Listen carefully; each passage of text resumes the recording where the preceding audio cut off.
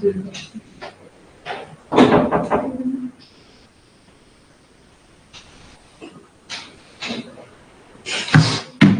Students, आपको अभी voice clear आ रही है, स्क्रीन प्रॉपर्ली इधर शो हो रही है? यहाँ पे यस लिखते हैं, कोई इशू हो तो यहाँ पे मेंशन कर सकते हैं आप। क्या चल रहा था अभी? अभी चल रहा था IUCN, और IUCN के अंडर जो भी आपकी डिफरेंट टाइप की स्पीसीज हैं उनका क्लासिफिकेशन।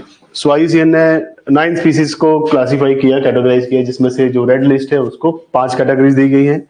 हमने 5 कैटेगरीज देखी। उसके बाद हमने देखा कि IUCN की लिस्ट के हिसाब से कुछ एक इवेल्युएटेड है, कुछ एक नॉन इवेल्युएटेड है। इवेल्युएटेड में आपके पास एक्सटिंक्ट है, extinct in the wild. Next आपके पास threatened, near threatened, and last is least concern. तो आपके पास जो पहली कैटेगरी है जिसको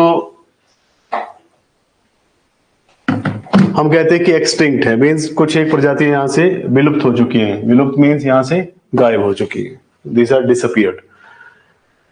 कुछ एक जो है वो वाइल्ड लाइफ से ही डिसअपियर्ड हुई है। फॉर एग्जांपल किसी फॉरेस्ट या किसी जंगल से ये डिसअपियर हुई है।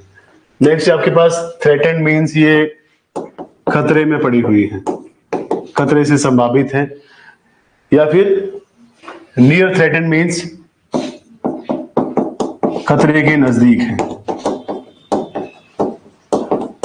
नेक्स्ट है आपके पास लीस्ट कंसर्न, तो अभी इनका सच उतना ज्यादा खतरा नहीं है या इनके ऊपर अभी उतना ज्यादा प्रॉब्लम नहीं आया है। So these are the species. अभी आगे इन्होंने थ्रेटेंड स्पीसीज को भी 3 कैटेगरी में बांट दिए, that is critically endangered, endangered and vulnerable. So critically endangered means जिनके ऊपर बहुत ज्यादा, आप समझ सकते हैं कि 90% जो इनकी प्रजातियां हैं वो they are threatened and critically endangered, और ये खतरे से प्रॉपरली संभावित है। नेक्स्ट है एंडेंजर्ड, जो कि मॉडरेट लेवल पे चल रही हैं, एंड लास्ट में वल्नरेबल, जिनके ऊपर खतरा आ सकता है, चांसेस है। सो यहाँ पे अभी डाउटफुल है, यहाँ पे मॉडरेट लेवल है, एंड देन यहाँ पे अगर आप देखेंगे तो दे आर हाईली या फिर क्रिटिकली एंडेंजर्ड। हिंदी में मीनिंग दिखाऊं? हिंदी में कुछ और मीनिंग होगा। क्रिटिकल एंडेंजर्ड स्पीसीज, गंभीर लुप्त प्राय है ना, गंभीर रूप से ये विलुप्ति की ओर जा रही है, राइट। नेक्स्ट एंडेंजर्ड, संकटग्रस्त, है ना। And next is vulnerable species,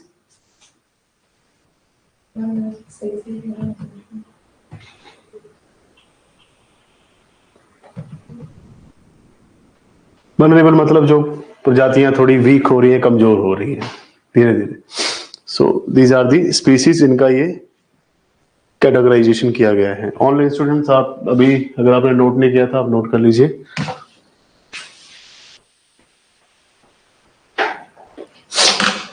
अब मुझे देखने दो, इसमें कुछ एक चीजें रह चुकी हैं।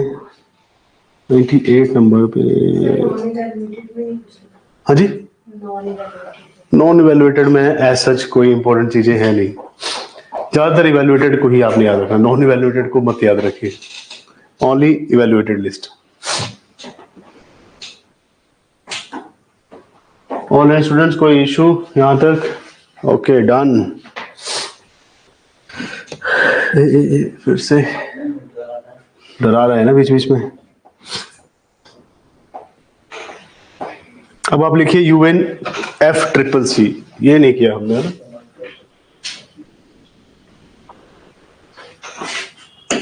UNFCCC, that is United Nations Convention on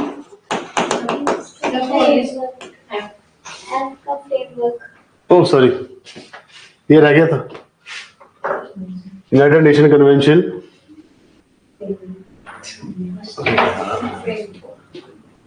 United Nation framework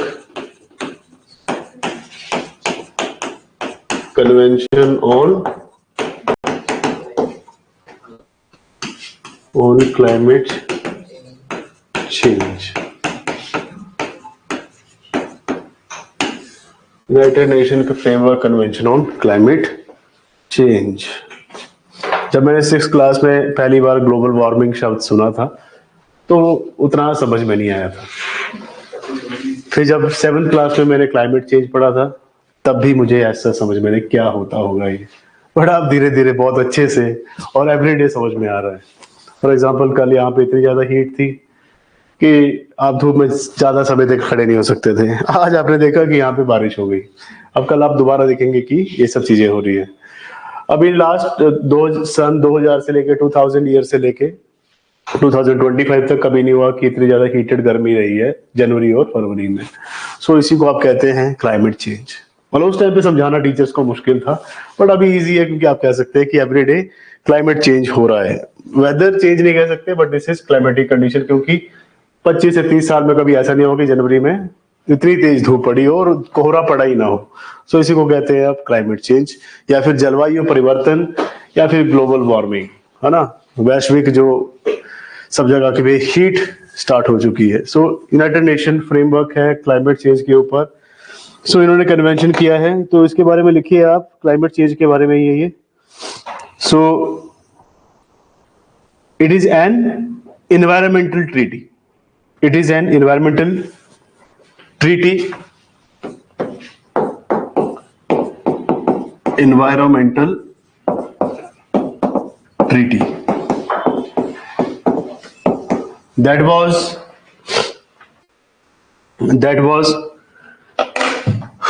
produced at the Earth Summit 1992. That was produced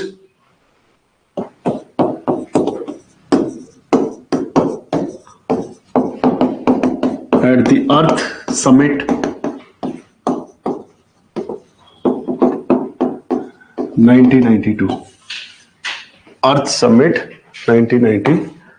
तो ये एक पर्यावरण को बचाने के लिए, एनवायरनमेंट को बचाने के लिए एक संधि की गई थी, ट्रीटी की गई थी, और इसका जो प्रपोजल था वो अर्थ समिट जब हुई 1992 में, वहां पे इसको रखा गया था सबके सामने।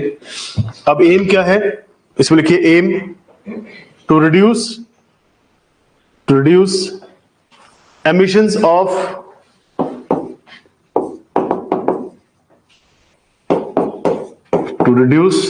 emissions of greenhouse gas, not gases, greenhouse gases contributing to global warming,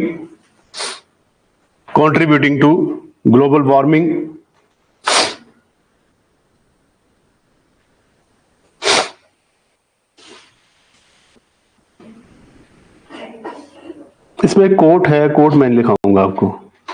to achieve stabilisation of green house gas concentration in the atmosphere at low level, enough level to prevent greenhouse and anthropogenic interference with the climate.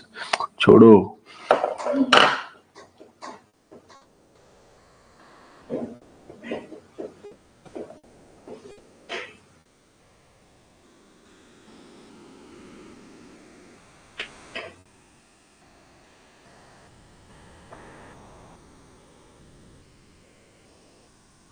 इसमें लिखिए open for signature 1992।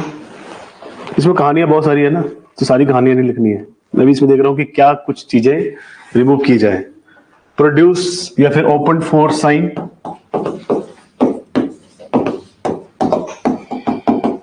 1992 and came into force 1994। तो 1992 में प्रस्ताव रखा गया कि इसके ऊपर हस्ताक्षर कीजिए। हस्ताक्षर हो गए 1992 में, फिर काम करना शुरू किया इसने 1994 से। सो 94 से ये इंप्लीमेंट हुई है। इसमें लिखिए earlier this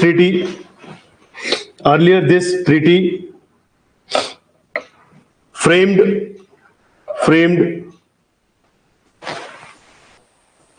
nothing mandatory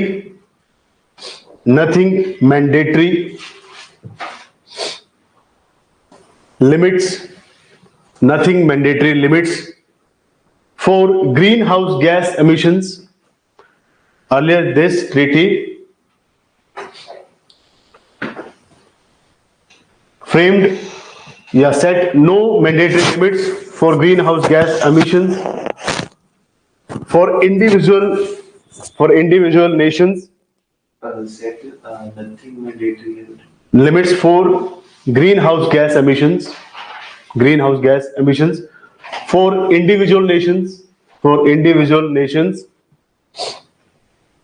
Individual nations, and not even the enforcement. Not even the enforcement. Not even the enforcement provisions. Not even the enforcement provisions. Enforcement provisions means legally not binding. Means legally not binding. Legally not binding. Power saving तो है इसमें.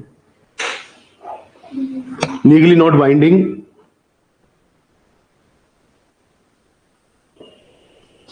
उसके बाद लिखिए later on this treaty adopted. Later on this treaty adopted various protocols. Later on this treaty adopted various protocols such as Kyoto Protocol, such as Kyoto, KYOTO, such as Kyoto Protocol that become much better for enforcement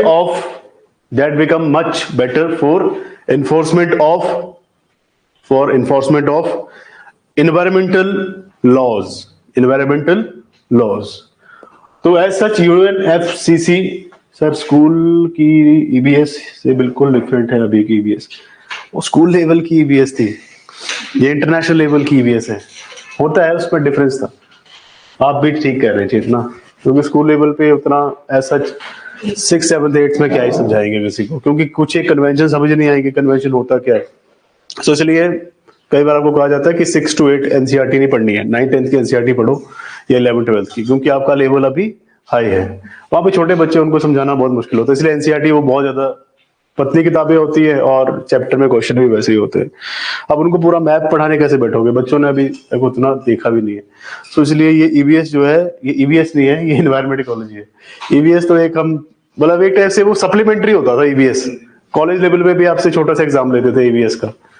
जितना EVS को ज्यादा पढ़ाना चाहिए उतना कम पढ़ाया जाता है आपके एजुकेशन सिस्टम में, क्योंकि आप इन्वायरमेंट के प्रति उतने जागरूक नहीं हो पाएंगे, अवेयर नहीं हो पाएंगे. सो कंपल्सरी होना चाहिए, आपको पता होना चाहिए कि कौन सी कन्वेंशन है, कौन सा रूल है, फॉरेस्ट में क्या एक्टिविटी करनी चाहिए, क्या नहीं करनी चाहिए, ताकि बच्चों को पता रहे कि कौन सी चीज खानी है, कौन सी नहीं खानी है, किसमें पैराबेन है, किसमें प्लास्टिक है, गर्म प्लास्टिक में पानी पीना नहीं चाहिए, रखना नहीं चाहिए. सो इन सब चीजों के वजह से अवेयरनेस होनी चाहिए. अब एजुकेशन सिस्टम है इंडिया का ऐसा ही है. न्यू एजुकेशन पॉलिसी हमारी इम्प्लीमेंट हो रही है. फॉर एग्जांपल अभी एक कोर्स इन्होंने स्टार्ट कर दिया कि अगर आपकी 4 साल की डिग्री है तो आप 1 ईयर का एक कोई भी कोर्स पकड़ के मास्टर्स डिग्री कर सकते हैं. अगर आपकी 3 ईयर की डिग्री है तो आपको 2 साल की ही करनी पड़ेगी. इसमें थोड़ा सा टसल है. लोग बोल रहे हैं कि जिनकी 4 साल की होगी मतलब बीटेक वाले इजिली मास्टर कर सकते हैं, 1 साल में MA हो जाएगी. दूसरे जो उनको 2 साल लगाने पड़ेंगे. तो सबके लिए एक होना चाहिए. केस चलेगा फिर वही बात हो जाएगी, 2 साल की करनी पड़ेगी. मास्टर्स आप 1 साल में कैसे कर लेंगे?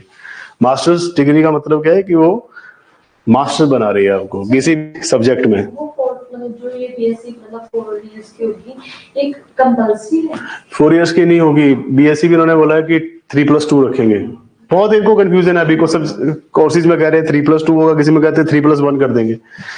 पता नहीं क्या करेंगे, मतलब कंफ्यूजन लेके आए हैं ज्यादातर. अरे मैंने देखा था एक कोर्स, उसमें कह रहे थे OP जिंदल यूनिवर्सिटी, उन्होंने डाल रखा था international relations, strategic and security concerns के ऊपर एक डिग्री लेके आए थे. मेरे को अट्रैक्टिव लगी, मैंने फॉर्म भर दिया उसका. एंड देन मेरे से पूछ रहे कि आपका डिग्री कैसे था. मैं बोला 3 था, 3 years का. तो कहते फिर आपको 2 years की करनी पड़ेगी. मैं बोला आपने तो 1 साल लिखा है इसके ऊपर. मेरे को ये था कि 1 साल में निपटा के डिग्री आ जाएगी हाथ में.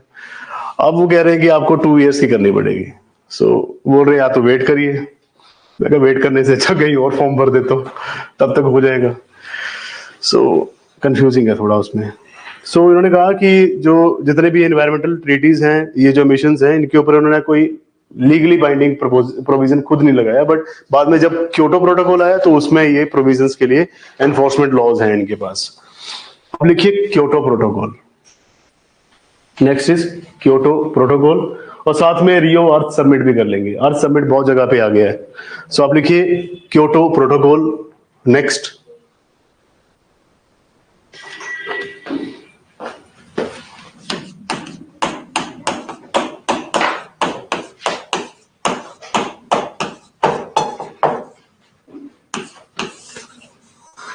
क्योटो प्रोटोकॉल आफ्टर हाँ, कई जगह पे है बीटेक के बाद 1 साल की मास्टर्स। अभी आप पढ़ लो, ऐसा ना हो कि आप ये छोड़ के मास्टर्स करने लग जाओ। जब फ्री होंगे तब, जॉब लेने के बाद भी मास्टर्स कर सकते हैं, कोई इशू नहीं है। Kyoto protocol, it is international environment treaty, it is international environmental treaty international environmental treaty that came into existence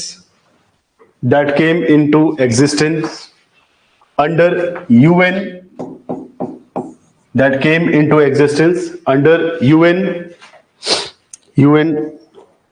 full stop, UNFCCC,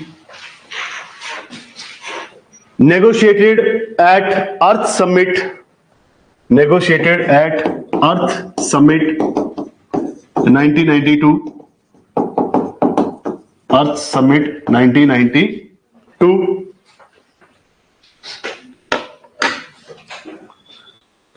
at New York.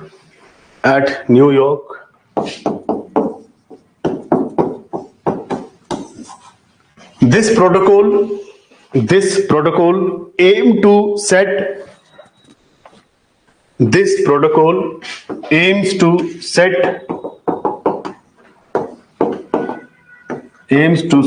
some binding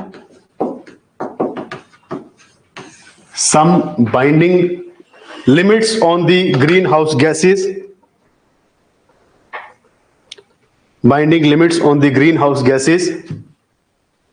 but it is also not legally binding. इन्होंने अपनी तरफ से binding रखा है कि जो भी Kyoto protocol को मानता है उसको ये सब चीजें नहीं करनी है, बट कानूनन रूप से ये लागू नहीं होता। So some binding limits, but these limits are not legally binding. तो ये हमेशा याद रखना है। इन्होंने कहा कि हमें ये जो ग्रीन हाउस गैसेस का एमिशन पूरा है, इसको सबके ऊपर अप्लाई करना है। ये क्योटो कह रहा है, बट ये क्योटो कह रहा है, कोई लीगल एजेंसी नहीं कह रही है। सो कानूनन रूप से आप इसे माने ना माने आपकी मर्जी, इसलिए तो ग्रीन हाउस गैसेस का एमिशन रुक नहीं पा रहा है। अदरवाइज इसके ऊपर कुछ एक फाइन इंप्लीमेंट किया होता तो लोग काम करते। सो दैट इज व्हाई ये लीगली बाइंडिंग नहीं है, क्योटो प्रोटोकॉल के हिसाब से बाइंडिंग है, इसलिए ग्रीन हाउस गैसेस एमिशन जो है एवरीडे इंक्रीज हो रहे हैं। अब ये जो अर्थ समिट है इसको भी लिख लीजिए। लिखिए next is Rio earth summit, Rio RIO, Rio earth summit.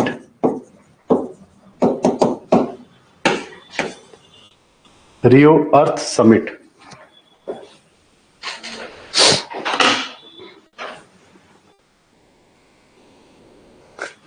So earth summit हुई थी कहां पे? रियो में, रियो दे जनेरियो में। So it is also known as UNCED, it is also known as UNCED, Convention on Environment and Development। so इसको लिखिए Convention on Environment and Development, Environment and Development।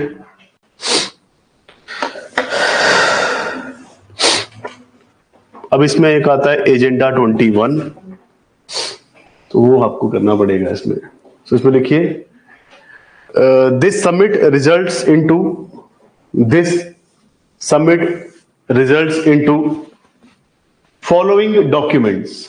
This summit results into following document. पहला है, हाँ जी यार इसका देखना पड़ेगा और सबमिट का, इसमें डेट दे रखा है। तो रियो दे जेनेरियो वाली और सबमिट हुई थी 92 में ही है ये भी, 1992 रियो आज सबमिट ही कहते हैं इसको। क्योटो जो है उसका है आपका हेडक्वार्टर एक टाइप से न्यूयॉर्क में, क्योटो प्रोटोकॉल का जो इन्होंने बाद में किया था। क्योटो में इन्होंने सिर्फ ये बातें रखी आज सबमिट की कि हमने इसको बाइंडिंग रखना है, मतलब सबके ऊपर बाध्य होना चाहिए, बट लीगल इनको मिल नहीं पाया वो। सो पहली कन्वेंशन है ये इन्वायरमेंट और डेवलपमेंट के लिए, जहां पे एजेंडा 21 है। एजेंडा 21 पूछा गया है एग्जाम में। सो इसमें आप लिखिए 21st सेंचुरी का प्रोग्राम है ये। तो इसमें लिखिए it is a non binding action plan, it is a non binding action plan with regard to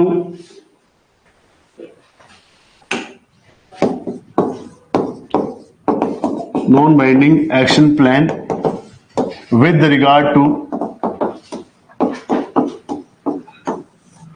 sustainable development in the 21st century. Sustainable development in the 21st century. Sustainable development in the 21st century.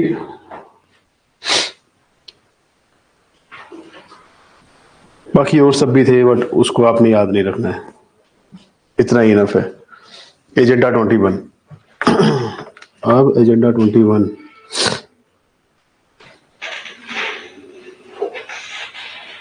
Date अगर आपको proper याद रखनी है इसकी तो 14 जून 1992 में हुई थी ये आपकी रियो दे जेनेरियो में। लगभग 179 गवर्नमेंट ने इस प्रोग्राम को अडॉप्ट किया।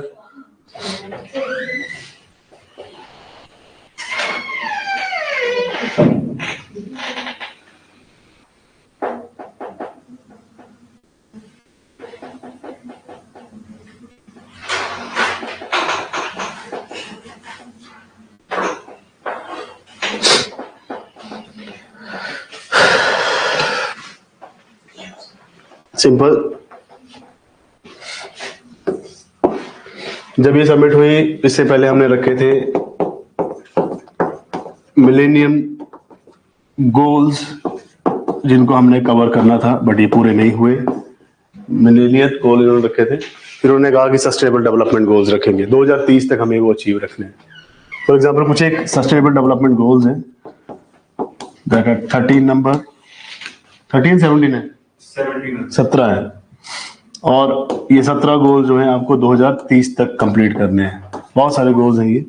सो इसी में कह रहे हैं कि मिलेनियर गोल्स जब कंप्लीट नहीं हुए तो उन्होंने दोबारा मीटिंग की, फिर उन्होंने कहा कि हमें ये अगर कंप्लीट नहीं हुए हैं तो इसको एक्सटेंड करके दूसरा नाम दे दिया सस्टेनेबल डेवलपमेंट गोल्स, जिसे कई जगह पे SDG भी लिखा होता है।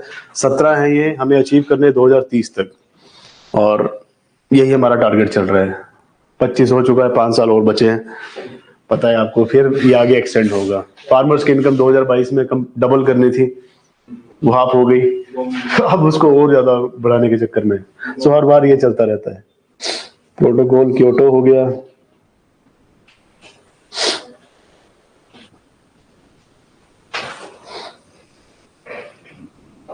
रोटरडैम हो गया है, कार्टेजना भी हो गया है, स्टॉकहोम भी हो गया है। अब आइए नागोया, नागोया ही है नेक्स्ट, नागोया NAGO। नागोया कल किया था ना, अब बता किन रहे थे। मीनामाटा हो गया था, क्लाइमेट चेंज कॉन्फ्रेंस हो गई है, COP UNFCCC हो गया है।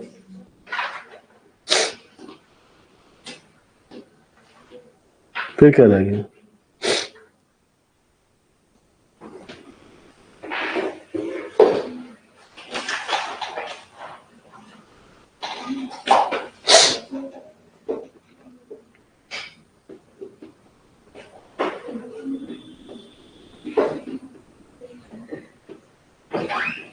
COP21 जो है वो इम्पोर्टेंट है, जो पेरिस में हुई थी।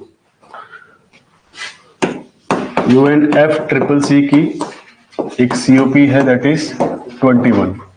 It was held at Paris, तो ये इम्पोर्टेंट है। 2015 में हुई थी ये। इसके कुछ एक पॉइंट्स लिखने हैं आपको।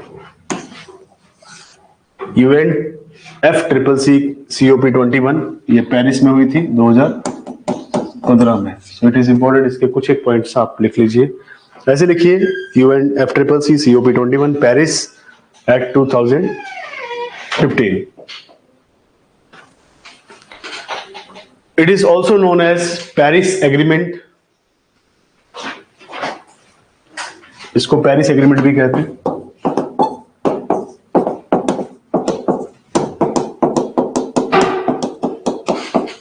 Aimed at reduction of climate change, aimed at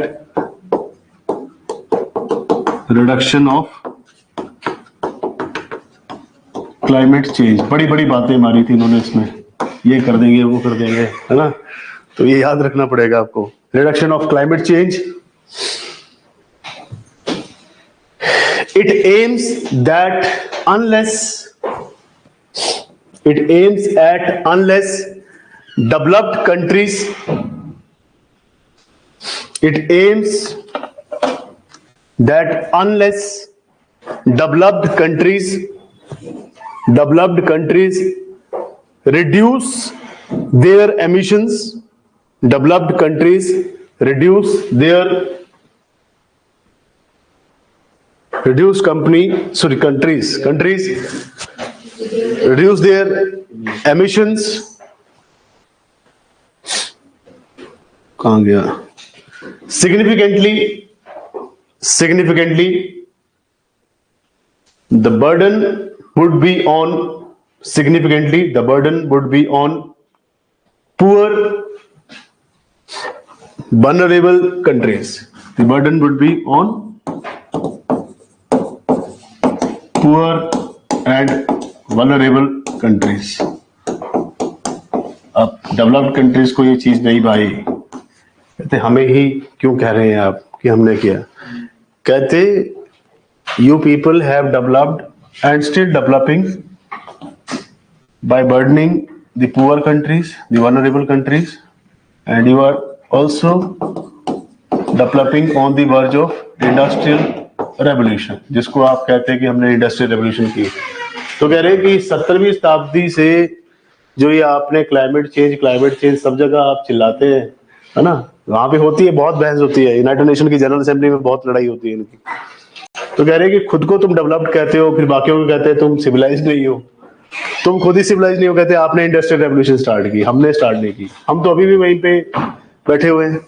ये कह रहे हैं कि आपने बर्डन दे दिया पुअर और वल्नरेबल कंट्रीज के ऊपर, और you are developed due to the verge of industrial revolution. आपने औद्योगिक क्रांति की, हमने नहीं की, और अब आप कहते हैं कि हमें इसमें पे करना पड़ेगा। मैंने आपको बताया था कि सिर्फ जर्मनी ने कहा था कि हम पैसे देंगे, बाकी सब मुकर गए, कहते हम नहीं देते पैसे, है ना? या तो हमें बाहर निकाल दो, क्योंकि वही बात है, नॉट बाइंडिंग, है ना? UNFCCC, यही तो इसका सबसे बैकवर्ड पॉइंट है। Poor and vulnerable countries leading to more loss and damage,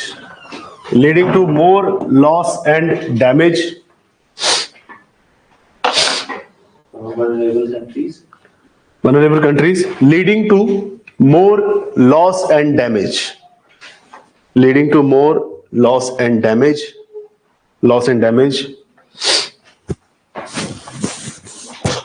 आगे लिखिए, important outcomes of the agreement are, important outcomes of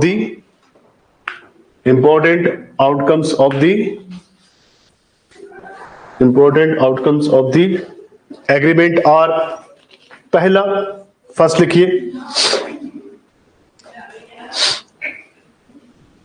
attending countries, जिन्होंने इसको अटेंड किया था, अटेंडिंग कंट्रीज ब्रैकेट में लिखिए 196, अटेंडिंग कंट्रीज ब्रैकेट में 196 have to work together, attending countries have to work together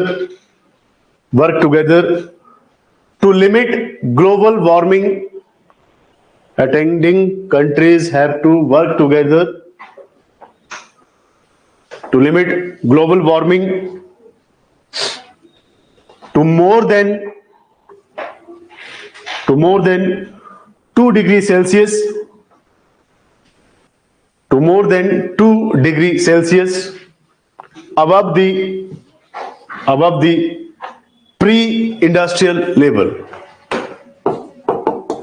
above the pre-industrial level. ये बहुत बड़ी बात कह दी इन्होंने, जो कि नहीं हो सकता। with the stretch goal of keeping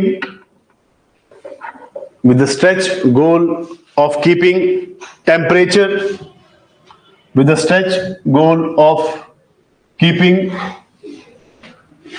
global annual temperature, ऐसे लिखिए, with the stretch goal of keeping global annual temperature at 1.5 degree Celsius. 1.5 degree Celsius. It was committed for stopping the rise of, it was committed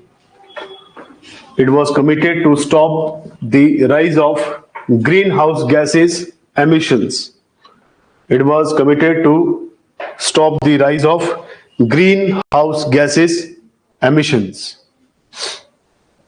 तो उन्होंने कहा यहाँ पे जो 196 देश की लोग या कंट्री के रिप्रेजेंटेटिव आए हैं, उनको शपथ खानी पड़ेगी कि आपने 2 डिग्री सेल्सियस से टेम्परेचर को डाउन करना है। मतलब 2 डिग्री, जैसे पहला औद्योगिक क्रांति से पहले जो आपका टेम्परेचर था वहीं पे लेके जाना है। मतलब जो अभी टेम्परेचर है उसको आपने 2 डिग्री तक नीचे गिराना है। या फिर ये भी नहीं कर सकते तो इन्होंने स्ट्रेच कर दिया कि 1.5 डिग्री सेल्सियस तो आपको ये एवरेज रखना है।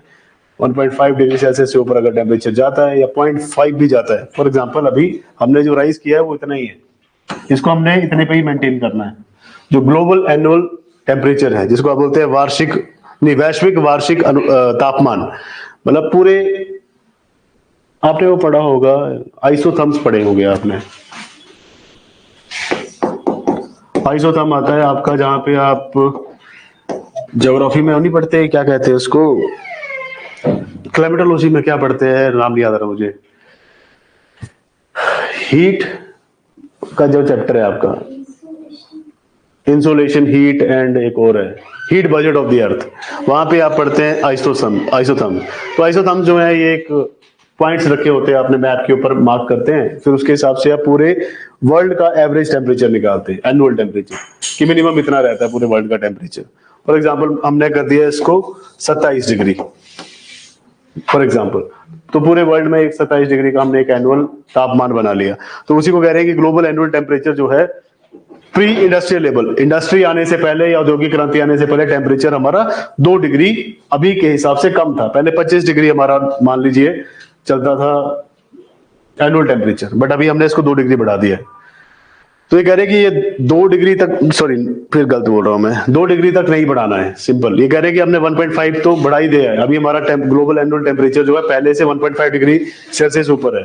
हम कितना अभी कम करना चाहते हैं?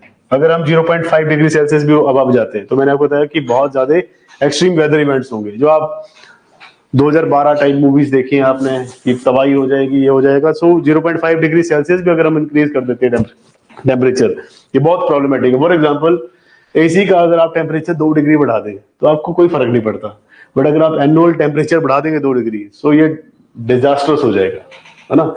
अब लगा लीजिए कि अगर आप 29% एरिया पे बैठे हैं तो आपके पास फिर 20% ही रह जाएगा, 10% खत्म हो जाएगा।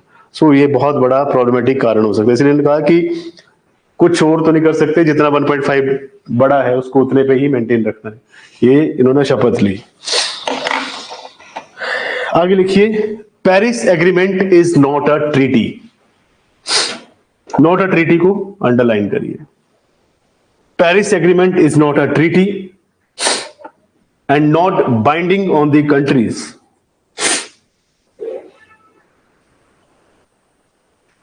Paris Agreement is not a treaty and is not binding on the countries.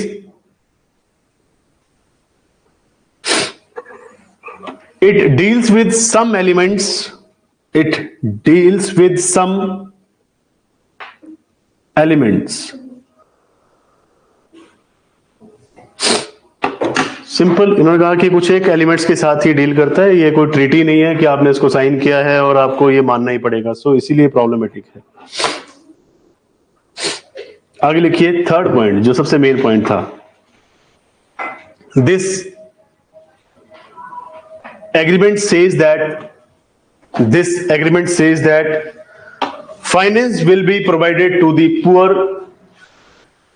This agreement says that finance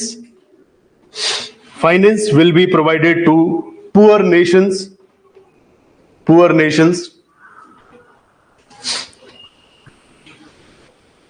help them. Finance will be provided to the poor nation to help them reduce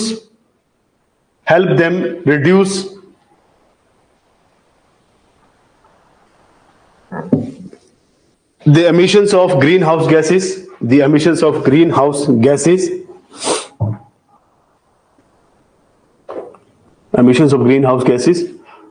to cope up with the effects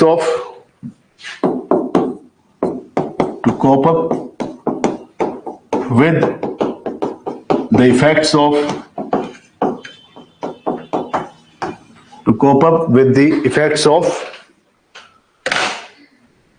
extreme weather events. To cope up with the effects of extreme weather events. Extreme weather events. तो कह रहे हैं कि जितने भी आपके under developed poor countries हैं, उनके पास इतना पैसा नहीं है कि ये जो एक्सट्रीम वेदर इवेंट्स होते हैं, बाढ़, चक्रवात, तूफान, आंधी, भूकंप, इन सब चीजों से ये लड़ पाए, इनके पास उतना पैसा नहीं है। सो ये इसलिए कह रहे हैं कि आपको उनको पैसा देना पड़ेगा। तो बाद में किसी ने पैसा नहीं दिया है, ठीक है, सब मुकर गए थे। ओनली जर्मनी ने कहा था कि जितने भी डेवलप्ड नेशन है, they will contribute $100 billion to these poor people, जिसमें से $20 billion जो था अकेला जर्मनी ने दिया था, बाकी सब ने इसको नकार दिया। कहते हैं हमारे पास इतना पैसा नहीं है, हम अपनी इकोनॉमी चलाएंगे या फिर एनवायरमेंट फंडिंग करेंगे। जर्मनी ने भी एक बार दिया, वो भी साइड लाइन हो गया, क्योंकि जब कोई नहीं मान रहा तो आप क्यों देंगे। हाँ, मतलब उतना ज्यादा अमाउंट में नहीं दिया, 20 बिलियन, मतलब 20 बिलियन बहुत बड़ा पार्ट है, मतलब 5th पार्ट दे दिया था उन्होंने, बट नहीं दिया बाकी उन्हें। अब पेरिस एग्रीमेंट इसलिए भी फेमस है क्योंकि इंटरनेशनल सोलर अलायंस यहाँ पे आपने किया था। मोदी जी कहते हैं मैं हूं आपके साथ, है ना मित्रों, हम करेंगे आपके लिए काम। तो वो थोड़ा उस टाइम आगे थे जोश में, क्योंकि 2014 में इलेक्शन जीत के आए थे, है ना। तो इंटरनेशनल सोलर अलायंस कब, कैसे, कहाँ हुआ, ये सब मैंने आपको लिखवाया ऑलरेडी साइंस एंड टेक में। बायोडाइवर्सिटी हो चुका है। अब है United nation conference on sustainable development, इसे बाद में करेंगे, इसे कहते हैं रियो +20, तो ये इंपॉर्टेंट है। तो तब के लिए ब्रेक, 5 मिनट ही पहले छोड़ा मैंने, आज तो अनर्थ हो गया। चलो नेक्स्ट क्लास 2:30 बजे, 2:30 है।